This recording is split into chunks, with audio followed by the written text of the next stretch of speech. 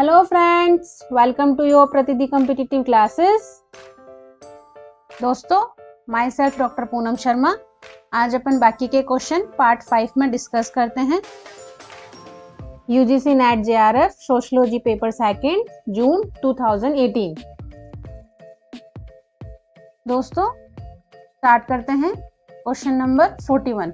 40 तक अपन before part में discuss कर चुके हैं। 41 क्वेश्चन अटेंड करते हैं।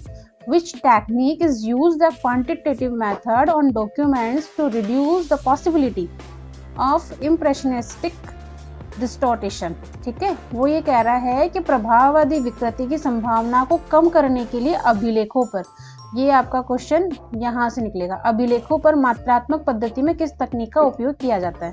ठीक है, तो सबसे पहले एक बात आपको मैं बता देती हूँ कि ये चारों जो पार्ट है ये चारों क्वांटिटेटिव मेथड्स।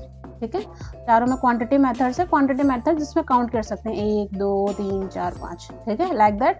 और दूसरा होता है क्वालिटेटिव मेथड्स जिसमें आपके गुण देखे जाते हैं, आपके विचार देखे जाते हैं। ठीक है, तो इसमें लिखा अभिलेखों पर, तो जितने भी शिलालेख हैं अपन पुरानी उस पर जाते हैं, जितने भी गढ़ वगैरह बने हुए हैं वहाँ पे अभिलेख लिखे होते हैं, कुछ बुक्स लिखी होती हैं शिलालेखों पर, वहाँ से अपन कुछ वर्ड्स लेते हैं, वहाँ की हिस्ट्री पढ़ते हैं, वहाँ के प्रभाव में आते हैं। ठीक है, इस प्रकार की जो चीज़ें हैं जहाँ पे लिखा हुआ पाते हैं वो सारा आपका कॉन्टेक्स्ट एनालिसिस में होता है, जिसमें क्या होता है, कोई थीम होती है, कोई वर्ड होते हैं, ठीक है, कोई कॉन्सेप्ट होता है, इस प्रकार का। तो राइट आंसर आएगा 41 का ए।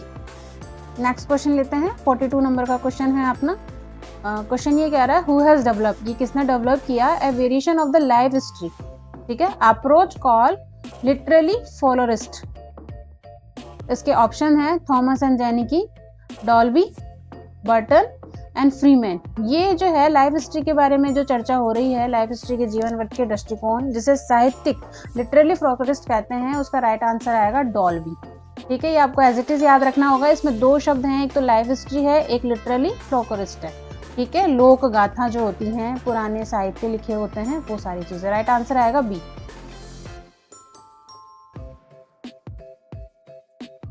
नेक्स्ट क्वेश्चन लेते हैं दोस्तों। 43 नंबर का क्वेश्चन है, major credit for introducing case study method into the field of the social investigation goes to. जो सामाजिक अन्वेषण के क्षेत्र में व्यक्तिगत अध्ययन पद्धति का प्रचलन हुआ, उसका श्रेय किसको जाता है। व्यक्तिगत अध्ययन पद्धति जो होती है आपकी, वो किसने करी। ठीक है, इसका राइट आंसर आएगा लिपले, फ्रेडरिक लिपले। आपको एज इट इज याद करना है, व्यक्तिगत अध्ययन पद्धति लिपले ने दी।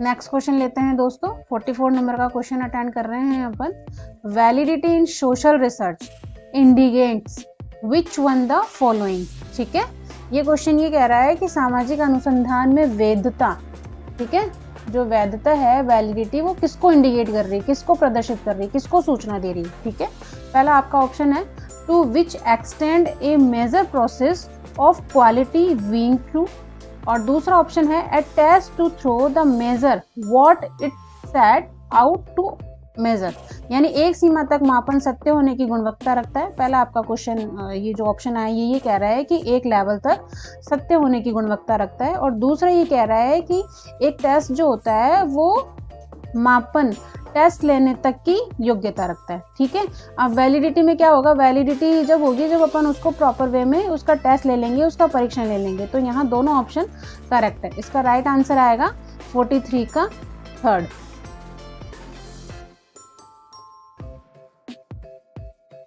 नेक्स्ट नंबर का क्वेश्चन अटेंड करते हैं दोस्तों। Question number 45।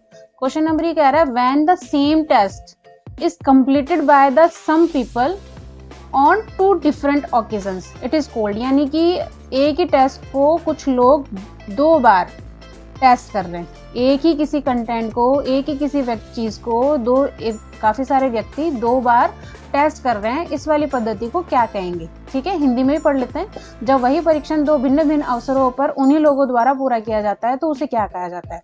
पहली बात तो एक चीज समझने की है इस क्वेश्चन में कि जब हम टेस्ट करेंगे, एक ही टेस्ट को बार बार करेंगे और वही लोग कर रहे हैं, सेम पीपल्स कर रहे हैं, तो उनमें विश्वसनीयता बढ़ेगी कि यार हमने तो पहले कर ही लिया, इसका रिजल्ट ही आएगा, तो एक विश्वसनीयता बनती है। ठीक है, एक सब्जेक्टिविटी क्रिएट होती है। अब ऑप्शन की ओर अपन साइड में जाते हैं। पहला ऑप्शन क्या आता है, अल्टरनेट फ्रॉम रियलिटी। आपकी जो विश्वसनीयता है उसको अल्टरनेटिव रखते हैं, यानी कि या तो ये होगी या ये होगी, ऐसा कभी भी नहीं होता है। जब सेम पीपल कर रहे होते हैं तब ये ऑप्शन आता ही नहीं है कि या तो ये होगा ये होगा, क्योंकि वो पहले ही टेस्ट कर चुके हो।